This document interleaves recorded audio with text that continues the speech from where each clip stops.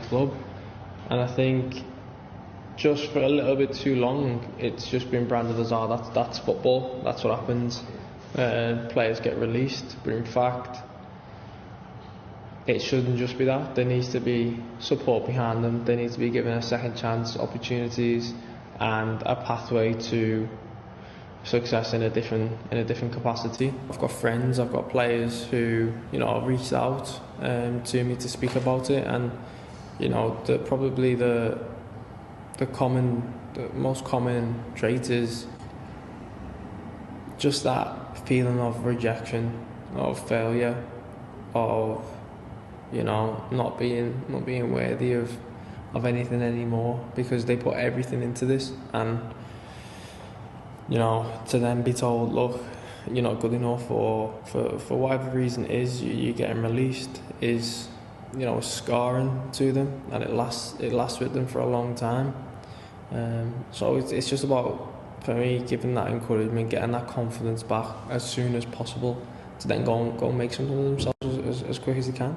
And how difficult is it when you're all wrapped up in that professional football world, even for yourself coming through the ranks, not giving a second thought to another career because you were just so determined to be a footballer? Of course, yeah. I mean, like I said, we give everything to it, and you have to be 100% committed, otherwise you don't even give yourself half a chance of even getting close to it. So that commitment is something that needs to happen. But I think with the numbers and the figures that we're talking about, the amount that don't make it, for a lot of them to not have a real plan B or a real option or a real pathway after football, that's not good enough, really. There's a lot of work already going on in the space. The PFA, the Premier League, clubs are doing their own thing, but one club's doing one thing, another club's doing different, and who's to say that they're both not working or they both are working? It's if we can find the right formula where everyone can use the that structure and know that it will help and it works, and then everyone's using that across the board, then it's bulletproof. No plan B for you? No, not that. Not a proper one. I was told I'd be a football coach or I'd do something in football, but nothing tangible that I really knew that I would enjoy or that I really wanted to do. And you wouldn't have given that second thought, would you? Because in your head, I'm going to be a footballer. And as well, there was no one who really showed me what opportunities there were and what was actually possible. Because even within just a football club, there's so many different jobs and roles and areas. And I think the possibilities are endless. Even if you're not, on the pitch playing the game, you can still have a big involvement in the football. It was an outstanding performance in the circumstances that we were in. So we are proud of what we done, and we could have easily came away with a point there. What happened at the weekend? Not that you need that extra motivation or fire in your belly, but does it give you that little bit extra edge now going into this next round of games that you've got coming up before the international break?